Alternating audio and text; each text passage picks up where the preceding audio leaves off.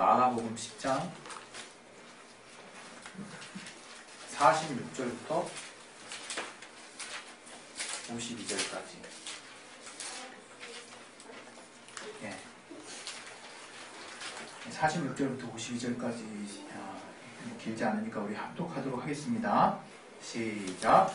저희가 여리고에 이르렀더니 예수께서 제자들과 허다한 무리와 함께 여리고에서 나가실 때 디메오의 아들인 소경 거지 바디메오가 길가에 앉았다가 나사렛 예수시란 말을 듣고 소리질러 가로되 다윗의 자손 예수여 나를 불쌍히 여기소서 하거늘 많은 사람이 부르짖어 잠잠하라 하되 그가 더욱 심히 소리질러 가로되 다윗의 자손이여 나를 불쌍히 여기소서 하는지라. 예수께서 머물러 서서 저를 부르라 하시니 저희가 그 소경을 부르며 이르되 안심하고 일어나라 너를 부르신다 하매 소경이 겉옷을 내어버리고 뛰어 일어나 예수께 나아오거늘 예수께서 일러 가라사대 네게 무엇을 하여 주기를 원하느냐. 소경이 가로되 선생님이여 보기를 원하나이다. 예수께서 이르시되 가라 내 믿음이 너를 구원하느니라 하시니 저가 곧 보게 되어 예수를 길에서 쫓으니라. 네. 오늘 이 말씀 통해서 하나님이 우리 각자에게 깨닫게 하시는 말씀이 있을 것입니다. 각 심령에 또 내 영혼에 또 여러분의 가정에 또 우리의 교회에 주시는 말씀이 있습니다. 그 말씀들을 우리가 잘 깨달을 수 있도록 하나님 역사해달라고 내 마음밭을 열어주시고 들을 길을 또 허락해달라고 우리 시간에 기도하겠습니다. 하나님 아버지 우리에게 필요한 말씀을 허락하여 주시옵소서. 아버지 주님께서 우리에게 은혜를 주시고 역사하여 주시옵소서. 아버지 깨닫게 주신 후에 주시옵소서. 아버지 부주가 주신 후에 주시옵소서. 아버지 주만 함께하여 주시고 도와주시고 인도해 주시옵소서. 주께서 역사해 주시고 인도해 주시옵소서. 감사하며 예수님 이름으로 기도했습니다. 우리 하나님이 우리에게 믿음만을 요구하신 게 얼마나 우리에게 참 감사한 복음인지 몰라요. 복된 소식이죠, 말 그대로. 만약에 믿음이 아니라 하나님이 다른 것들을 통해서 우리를 만나려고 하셨다면 과연 우리가 하나님을 만날 수 있었을까? 네, 저는 정말 단언하건대 절대로 만날 수 없었을 것입니다. 제가 삶을 살면서 항상 느끼는 건 뭐냐면 왜 이렇게 완전하지 못하지? 왜 이렇게 꼼꼼하지 못하지? 왜? 그 몇 시간 전, 몇 분 전으로 돌아갔으면 그때 그거 잘못 샀어. 다른 걸로 바꿔 살 거. 내가 처음 본 걸 살 거. 후회 막심이요. 여러 가지 허물이 많고 참 여러 가지를 생각할 때마다 돌리고 싶은 마음이 진짜 많이 들죠. 참 그런 어떤 가운데서 늘 후회하는 어떤 삶을 살 수 있는데 제가 신앙을 가졌다고 하는 건 저에게 어떤 의미인가 하면 정말 한 줄기 빛을 본 느낌이에요. 완전함을 내게서 취할 수 있구나 라는 걸 느끼는 겁니다. 신앙이 무엇이냐고 생각하냐면 저는 오늘 이 또 말씀과 관련한 것도 있지만 바로 주님에 의해서 내가 스스로가 완전해지는 것이라고 생각해요. 우리가 언제 완전해질 수 있겠습니까? 우리가 노력을 통해서 가끔씩 올림픽에서 정말 완전한 어떤 결과들을 낸 사람들에 대해서 우리는 환호하고 그들을 박수 쳐주고 그렇지만 우리의 삶이 늘 완전하지 못해요. 물론 우리가 노력한 만큼의 결과를 얻기도 합니다. 그러나 항상 우리는 부족하고 뭔가 갈급함이 있고 한계가 있죠. 그런데 신앙을 생각해 보니까 여전히 신앙을 가진 사람도 그런 생각에 이렇게 파묻혀 있는 사람들이 많아요. 신앙도 똑같은 거죠. 그냥 우리가 세상을 사는 삶과 똑같이 신앙의 범주도 그냥 그렇게 우리가 늘 생각하는 대로 신앙을 보는 거예요. 그러니 항상 신앙이라는 생각을 가졌을 때 무겁고 또 주일날 무겁고 하나님을 생각하면 무겁고 또 나 자신을 생각하면 부족하고 뭔가 이렇게 불완전한 것만 잔뜩 보이죠. 그런데 신앙이 그런 게 아니라는 걸 이제 알게 된 거예요. 제가 믿음이 그런 게 아니라는 것을 어느 순간 이제 깨닫게 된 거예요. 내가 이 부족하고 허물 많고 늘 하루에도 여러 번씩 수십 번씩 돌아오고 싶은 후회를 느끼는 이런 나의 인생이라는 거 물론 그 자체로 만족하고 소소한 기쁨을 누릴 수 있지만 과연 내 어떤 욕구, 나의 어떤 완전함에 대한 나의 온전함에 대한 어떤 갈망은 채워지지 않는 것일까? 그게 믿음 안에서 채워지는 거예요.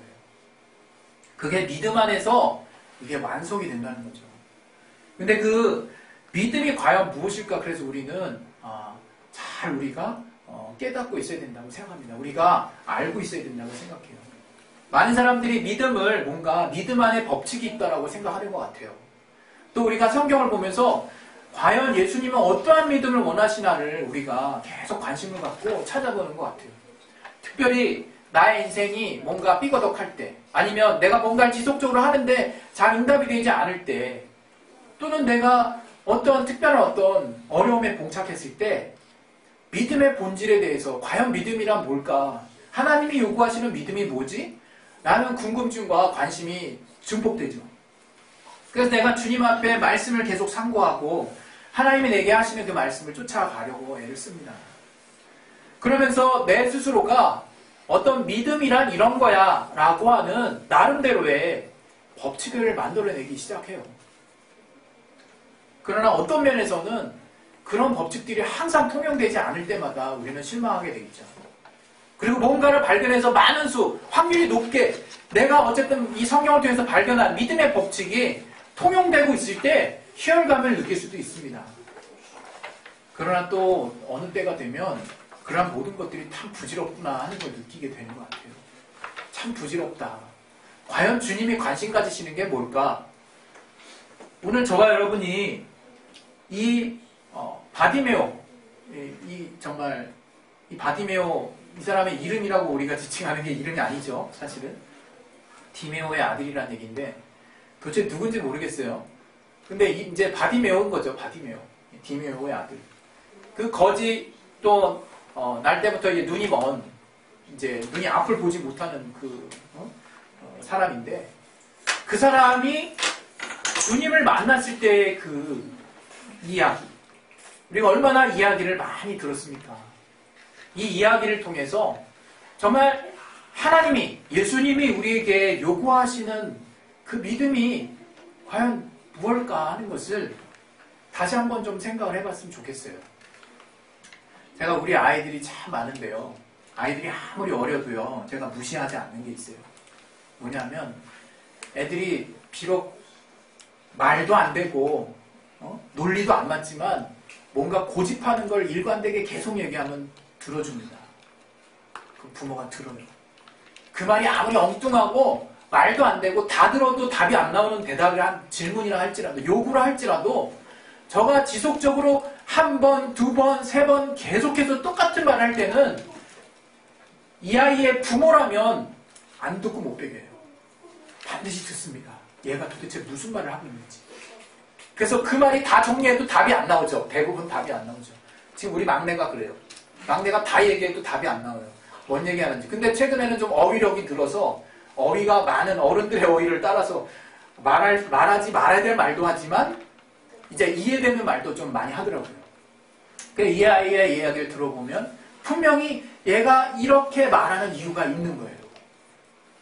저는 이런 아이들의 어떤 모습들을 통해서 오늘 이 성경의 예수님의 어떤 마음을 사실은 우리가 같이 보기를 원하는 거예요. 이 바디메오에서 이 많은 그 주석서를 제가 몇 개 봤어요. 보게 되면 이 바디메오의 믿음이 얼마나 뛰어난가에 대해서 막 칭찬을 엄청나게 해요. 정말 우리 그걸 보게 되면, 야, 이 디메오의 아들이 이런 믿음이 있었네. 이런 막 뒤늦은 깨달음이 진짜 와요. 아, 저가 다윗의 자손이라고 얘기한 이유가 있었구나. 뭐 이런 거라든가. 처음에는 나사렛 예수요, 인간의 예수를 부르다가 다윗의 자손 예수요 부르는 그 차이를 막 또 심층적으로 분석해서 막 분석을 써놨어요. 읽다 보면 그런가 보다 싶어요. 아, 정말 저 디메오의 아들이 정말 그런 믿음을 쓰고 있었구나. 근데 여러분, 이 성경의 이야기는 그건 어디까지나 어떤 한 분의, 어떤 신학자의 해석일 뿐이라는 생각을 정확히 합니다. 무시하자는 게 아니라. 왜? 그 외에도 다양한 주석서에 또 다양한 포커스를 맞춰서 다르게 또 해석을 하는 부분들이 많거든요. 근데 이 몇 가지 오늘 이 나눴던 이 내용 중에서 저가 예수시다, 예수가 온다는 얘기를 귀는 뚫렸으니까 들었어요. 그때 즉각적으로 소리를 지르는 그 모습들, 그리고 잠잠하라고 했을 때 그것들을 무시하고 더 크게 소리를 질렀던 장면이라든가, 예수님이 불러오라 했을 때 정말 지체하지 않고 겉옷을 벗으면 그 거지는 어떻게 되는 겁니까? 속옷을 입었는지 모르겠어요. 예? 민망하지만 겉옷을 벗으면 어떻게 이 거지가 지금 갖고 있는 옷도 별로 없을 텐데 그 즉시로 겉옷을 벗고 내달렸거든요. 근데 어디로 갔을까? 앞도 안 보이는 자가 소리가 큰데 오라고 말한 쪽 그냥 방향만 잡고 간 거 아니겠습니까? 저가 능수능란하게 주님을 막 쫓아갔겠습니까? 앞도 안 보이는데 여러 가지 정황을 쫓아보면 전 한 가지가 느껴져요. 저가 손발이 달았구나. 몸이 달았구나. 정말 너무너무 간절하구나. 너무너무 기대했구나. 이분이 메시아인지 아닌지 이 디모의 아들이 확신했다는 증거는 어디에도 없어요. 저가 정말 뭔가 어떻게든 해보려고 다윗의 자손이라고 정말 가장 최고의 그 호칭을 썼을지 누가 압니까? 잘 모르겠어요. 그냥 확신할 수는 없을 것 같아요. 그러나 분명한 거는 이 구절을 통해서 느껴질 수 있는 건요. 저는 정말 엄청나게 간절하다는 거예요. 누가 말하는 거 신경도 안 써. 자기가 뭐 하체가 드러나든 온몸이 뭐 맨몸이든 그런 거 신경 안 써. 자기가 어느 방향으로서 돌풀에 걸려서 넘어지든 말든 상관 안 해요. 그냥 가는 거예요. 주님이 오라고 하셨기 때문에. 이제 승낙을 얻었기 때문에 먼저 관심을 끌려고 어떻게든 고래고래 자기가 할 수 있는 최고 밥벌이죠. 저 눈먼 자에게 그 정말 소리는 밥벌이입니다. 아주 고래고래 소리를 질러서 여기 쓰이는 이 원어 표현도 정말 큰 소리로 지르다. 예. 라우드라는 표현이 따로 써있더라고요. 그냥 콜도 그냥 콜이 아니라. 큰 소리로 질렀다는 거죠. 그렇게 계속 지르는 거예요. 저는 이 내용을 보고 이전에는요. 왜 이게 안 보였을까 싶더라고요. 이전에는. 왜냐하면 그냥 저는 뭔가 간절히만 하면 믿음이 없는 걸로 생각했거든요. 간절히만 하면 되냐? 좀 간절히만 하면 되냐? 뭔가 믿음을 가지고 해봐. 너 이렇게 미신적으로 뭔가 간절히만. 옛날 어르신들이 지성이면 감천이란 말 우리 한때 얼마나 싫어했습니까? 지성이면 감천이다. 네? 얼마나 싫어했냐 이거예요. 근데 지금은 그 개연성에 대해서 제가 생각해보고 있습니다. 과연 지성, 지극히 정성 들이는 그 모습이라는 뭘까? 바로 그 모습은 뭘까? 그 모습이 가지고 있는 지향점, 본질이 도대체 뭐지? 저는 오늘 예수님이 그걸 믿음으로 보셨다고 그랬어요. 예수님이 다른 것도 아니고 오직 그 디메오의 아들이 얼마나 주님을 향해서 간절하게 달려나가고 있는가 하는 것들을 지금 예수님은 믿음이라고 표현하셨다고 저는 믿습니다. 네. 여러분 우리가 살면서 믿음을 너무나 다양한 모습으로 해석할 줄 알았지 우리가 정작 주님께 갈 때 우리의 간절하고 뒤끝없고 정말 하나밖에 모르고 정말 머리 안 쓰고 그냥 고지곳대로 정말 순진하게 주님을 향해서 내달리는 믿음은 좀 격이 떨어지게 평가할 때가 많아요. 우리 어르신들의 정말 나 그런 거 잘 몰라 그냥 여기 오라니까 온 거야. 그리고 하나님께 정말 그 열심히 기도하면 우리 자식 정말 좀 더 잘 살고 나아지지 않겠냐. 내가 그래도 이렇게 해도 나와야 우리 자식이 잘 살지. 이런 정말 말도 안 되는 터무니없는 어머니 그러시면 자기 믿음 못 가지시면 구원 못 받으세요. 막 이런 막 위협도 해가면서 얼마나 우리가 그런 어머니들의 부모님들의 또는 그들이 갖고 있는 뭔가 간절한 그 끈을 붙잡는 그 마음들을 무시했냐 이거예요. 저는 오늘 그러지 않기로 했어요. 비단 오늘만이 아니겠죠.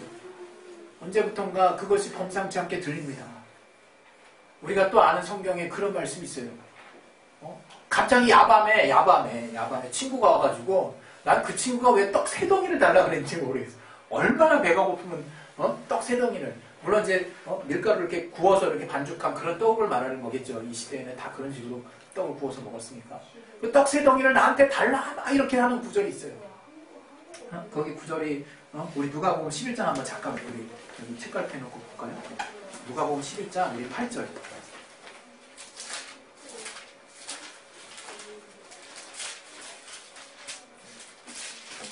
누가복음 11장 8절. 우리 8절부터 우리 10절까지 잠깐 한번 읽겠습니다. 시작.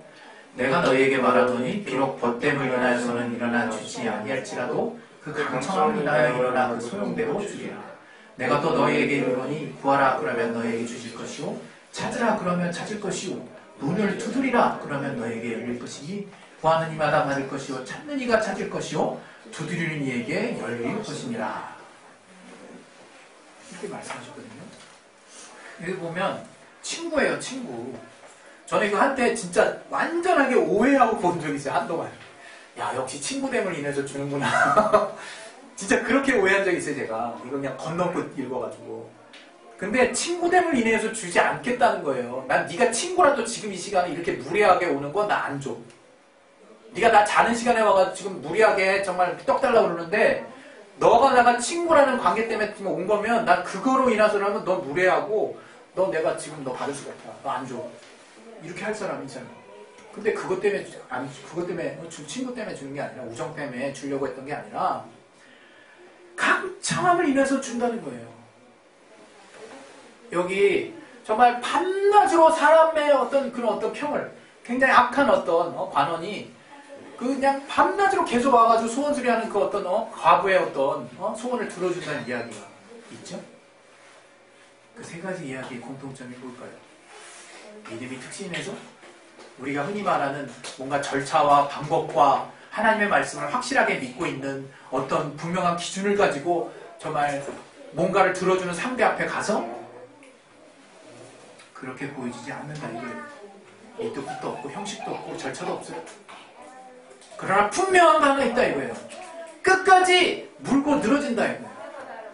그 개 중에서 그 도사견이 왜 무서우냐면 최근에도 이제 사건이 있었는데 얘네가 투견 얘네 싸움견들은 주로 한 번 물면 안 놔요. 제가 예전에 어렸을 때 에어데일 테리어라는 영국의 사냥견 종류의 사냥견을 키우고 있는 어떤 사람이 있어서 그 견을 계속 이렇게 교배를 해가지고 우리 그 똥개랑 계속 교배를 해서 거의 순종과 비슷한 개가 나왔어요. 3대 만에. 근데 걔네들이 새끼가 나왔는데 제가 이제 우리 데니와 스코치라고 지었죠. 데니와 스코치. 암놈, 순놈. 데니는 등이 넓적하고 스코치는 약간 코가 좀 길어요. 영국 개 마냥. 근데 하루는 밥을 주려고 밥통에다 밥을 한 그릇에다 준 게 문제지. 우린 몰랐죠. 딱 줬는데 둘이 이제 조중이들 대고 딱 하잖아요. 근데 갑자기 요만한 새끼들이 거는 거예요. 그러더니 하더니 서로 꽉 얼굴을 물었어. 근데 얘도 물고 얘도 물었어. 근데 안 놔. 아무리 뛰어도 안 나요. 안 뛰어서 안 뛰어서. 그래서 어머니가 아버지인가가 그때 좀 무식했죠. 그 바켓스 있죠. 바켓스로 하나를 꽝 차단시켰어요. 이렇게 깨갱 하더니 떨어졌어요. 두 마리. 상처가 크죠. 둘 다.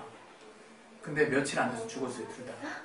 그러니까 그게 걔 어떤 그 상처 때문에 병이 침투해가지고 우리 나름대로 치료를 해줬는데도 그게 이제 못 버티고 이제 얘네 두 마리 다 죽었어요. 그런 일이 있는데 이런 것처럼 얘네들이 한 번 물면 안 놓는 거예요. 끈질기죠 정말. 아주 그냥 와 정말 그런 거 처음 봤어요. 이래서 사냥견이라 그러는구나. 그냥 끝까지 물고 늘어지니까 그런 이제 개들이 있습니다. 근데 저는요 바로 믿음에서 그것을 보는 거예요. 믿음에서. 요즘은 그래요. 믿다가 이 정도 믿었으면 많이 믿은 건데 왜 그러지? 왜? 뭐지? 그냥 기다리라고 하신 건가? 아니라고 하신 건가? 아니야 하고 끝까지 쓰는 거. 그냥 그러면서 우리가 뭔가 우리의 바라는 바가 너무 커져 있어서 우리가 정작 믿음을 쓴다는 게 뭔지를 우리가 너무나 이게 헷갈려 하는 것 같아요. 중요한 건 뭐냐면 주님이 정말 인정하신 이 바디메오, 이 디머의 아들에게서 인정하신 그 믿음. 우리 다시 본문으로 넘어갑시다. 보시면 10장 우리 46절부터 쭉 있는데 소경이 주님 지나가시기까지 했던 일은 소리 고래고래 질렀던 일밖에 없어요. 다윗의 자손이며 나를 불쌍히 여기소서 하고 소리 지르. 그때 예수님이 그 소리를 듣고 머물러서서 저를 부른 거예요. 근데 소경이 이제 다른 사람들이 이제 안심하니 너를 이제 찾는다 해가지고 저 기쁨으로 겉옷을 내다버리고 잽싸게 갔죠. 부축을 받아서 갔겠지. 51절에 내게 무엇을 하여 주기를 원하느냐 라고 주님이 물으셨다는 거예요. 그때 그 소경이 보기를 원합니다 라고 했다는 거고, 그때 이 단순한 대화의 내용, 이전에 일어났던 일들 통해서 주님이 이 속경 디메오의 아들을 뭐라고 정의 내렸느냐, 내 믿음이 너를 구원했다 라고 얘기를 하셨어요. 이게 답니다. 지금 성경에 그냥 다예요. 이게 끝이에요. 끝. 우리가 믿음을 자꾸 복잡하게 만들 필요가 없는 거예요. 우리가 믿음이라고 하는 거를 뭔가 이제 신앙에 있어서 최고의 가치이기 때문에 믿음에 대해서 풍성한 지식을 알고 있을지 몰라도 정말 우직하고 때로는 정말 일방통행처럼 고속도로처럼 주님만을 향해서 내가 막 내달리고자 하는 그런 어떤 간절함과 열심을 내는 것에서는 우리가 한보 두보 후퇴한 것 같아요. 왜? 내가 믿음을 알고 있는 지식이 많다 보니까 따지다 보니까 이렇게 가면 안 되겠거든. 다시 멈춰. 다시 재정립해. 다시 또 가. 근데 아십니까? 참 신기한 게 믿음의 특성 중에 막 내달리다가 멈추면 점점점 그 효력이 떨어져요. 효력이 떨어진다는 게 그 믿음이 무력화됐다는 의미하는 게 아니라 내가 점점 힘이 빠진다는 거예요. 왜? 믿음의 특성은 앞으로 그냥 나아가려고 하는 게 있거든요. 방향성이 있어서 누군가를 위해서, 무엇을 위해서, 어떤 개념을 위해서, 어떤 가치를 위해서 계속 내달리고자 하는 그 힘을 받아야 돼요. 가속도도 갔다가 브레이크 한번 싹 밟고 다시 올라가 보세요. 엄청나게 힘듭니다. 마치 이런 것과 같다고 생각이 돼요. 그냥 내달리고 계속 가는 거예요. 그냥 그 결과가 어떻게 될지 그냥 그것을 하나님께 맡기고 그냥 하나님을 향해서 계속 보는 거예요. 계속 가는 겁니다. 그때 예수님이 멈춰서서 디메오의 아들을 보시는 거예요. 그리고 말씀하시는 거예요. 뭐 해주기를 원하니. 제가 생각해 보니까요. 저도 좌절된 기도가 있고 하나님 반대로 응답하신 기도가 있고 응답하신 기도가 있죠. 제가 바라는 바람이 있을 테니까. 근데요. 내가 분명하게 하나님이 나에게 개입하시고 나에게 응답하시고 나에게 역사하셨다. 하나님의 개입이 있었고 하나님이 분명히 나와 함께 하셨다라고 내가 분명히 느끼고 체험할 수 있는 그런 역사의 어떤 그 스토리에는 제가 간절하게 했다는 거예요. 그럼 그 결과의 여부는 참 신기하게 어느덧 충분히 주님에 의해서 내가 이미 소통하고 있고 주님에 의해서 설득되어 있거나 주님에 의해서 감사하고 있거나 주님과 교류하고 있는, 그래서 내 믿음이 이제는 보이지 않는 그 다음 버전을 향해서 달려나가고 있는 나 자신을 보고 있다는 거예요. 저는 이것을 오늘 저와 여러분이 우리가 다시 돌아봐야 될 때라고 생각합니다. 우리 믿음 그동안 너무 많이 배웠어요. 너무 많이 배우고 너무 짜잘한 게 너무 많아요. 그러나 우리가 이제는 더 본질로 돌아가야 될 때라고 생각해요. 그것은 소경 바디메오가 저가 예수가 메시아인지 아닌지 다윗의 자손인지 아닌지 저가 어떤 확신을 가지고 얘기했는지 아무도 알 수는 없지만 이 구절에서 나타날 수 있는 분명한 근거는 저가 그토록 간절했고 그토록 주님이 물어보셨을 때 내가 정확히 무엇이 되기를 원하는지 어떤 응답, 어떤 요구, 어떤 것들이 응답되기를 원하는지를 분명하게 저는 주님 앞에 얘기할 수 있었다는 거예요. 저는 우리에게 있어서 간절함이 회복되었으면 좋겠어요. 또 우리에게 있어서 내가 간절하긴 하지만 도대체 뭘 원하는지를 또 알았으면 좋겠어요. 정작 하나님께 막 구하고 있는데 다 구하고 나서 너 그래서 도대체 나한테 원하는 게 뭐라는 얘기니? 라고 물어보면 그게 참 저도 잘 모르겠네요. 이게 내가 뭘 구하고 있는 건지. 사실 제가 주님한테 많이 섭섭했거든요. 이렇게 뒷말이 나와도 상관없는데 정말로 내가 무엇을 원하는지 주님이 이제 요구하실 때, 주님이 기다리실 때 내가 말할 수 있어야 된다는 거예요. 그러기 위해서 난 간절하게 주님께 매달릴 필요가 있습니다. 주님께 간절히 방법이나 어떤 절차 생각하지 말고 그냥 끊임없이 계속 주님께 매달릴 필요가 있어요. 그러한 제목에 대해서는 강렬한 추억을 갖고 있습니다. 그 추억에 대해서 분명히 하나님이 어느 시점, 어느 때 개입하셨는지 내가 알고 있을 수 있다는 거예요. 내가 알고 있다는 거예요. 그러면 됩니다. 하나님과 소통이 되면 분명히 하나님이 선하심으로 하나님이 나에게 무엇을 요구하시는 인생에 대한 뜻을 발견하게 되고 또 하나님의 뜻 안에서 내가 어떻게 해야 하는지를 알게 되면 내 삶에 온전한 방향들이 나올 수 있어요. 여러분, 우리 스스로가 완전한 길로 가려고 애쓰는 사람들이 아니잖아요. 정말 하나님의 도우심이 우리는 어느 순간, 매 순간 필요합니다. 그러기 위해서 지금 가장 필요한 게 무엇이냐? 간절함이라고 하는 거예요. 간절함. 그것은 믿음의 또 다른 이름입니다. 여러분, 여기에 다른 미사여구 붙이지 마시고 내가 하나님 앞에 간절히 나아갈 수 없다면 내 믿음을 점검해 보시라는 거예요. 내가 자꾸 의심하고 내가 멈칫하고 내가 자꾸 다른 걸 보고 있지 않나 정말 돌이켜 보시라는 거예요. 그리고 이렇게 간절하게 막 내달렸을 때 과연 그 종착지에 하나님이 이제 그래 네가 이걸 원하느냐 했을 때 네 그걸 원합니다 라고 정확히 말할 수 있는지 내가 무엇을 구하는지 제대로 그때 가서 말할 수 있어야 된다는 거예요.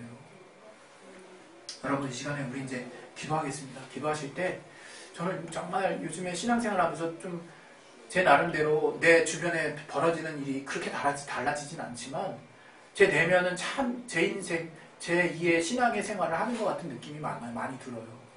왜냐하면 이전에 알았던 개념들이 너무나 이렇게 통째로 뒤집어지는 경험들을 많이 하기 때문에 정말 하나님께서 우리 인생에 뭐 하나를 이렇게 섣불리 볼 게 어느 하나도 없구나 하는 것들을 알게 해주는 것 같습니다. 우리 시간에 이제 우리 기도하실 텐데요. 기도 우리가 뭔가 간절하다는 거 특별히 어느 누가 정의되지 않았습니다. 한나가요 술 취한 것처럼 기도했어요. 그러나 마음에 맺힌 게 한이 맺혀서 그냥 정말 그것이 입으로 나오지 않고 생각으로 기도한다 그랬어요. 여러분, 간절함은 대집의 어떤 치수로 측정할 수 있는 것이 아닙니다. 하나님과 나와의 관계예요. 아무도 볼 수 없어요. 그 믿음을 누군가가 측정할 수 없습니다. 그러나 분명한 것은 끝까지 간절하게 나아가 보시자는 거예요. 그랬을 때 하나님이 물어보실 것이고 내가 과연 하나님 앞에 무엇을 구하는지도 더 선명해질 수 있을 것이고 그것을 구할 때 하나님이 응답하실 것입니다. 이 시간에 기도하실 때 하나님 믿음은 정말 간절함이라고 하는 것을 이제 내가 무시하지 않겠습니다. 하나님, 내가 주님을 계속해서 두드리고 구하라 말씀하신 것처럼 두드리겠사오니 하나님, 내가 이전에는 정말 이것이 과연 믿음인가 고민했다면 이제 그런 생각보다 주님을 향해서 나의 간절함이 더 나아갈 수 있도록 도와주셔서 그 간절함의 종착지에 하나님이 부르시고 하나님이 물어보시고 내가 무엇을 대답할지를 선명하게 깨달을 수 있는 성령으로 충만한 인도하는 받는 자 될 수 있도록 하나님이 역사해달라고 우리 시간에 예수여 한번 하시기도 하겠습니다. 예수여! 하나님 아버지 도와주시고 해주시옵소서. 아버지, 우리가 참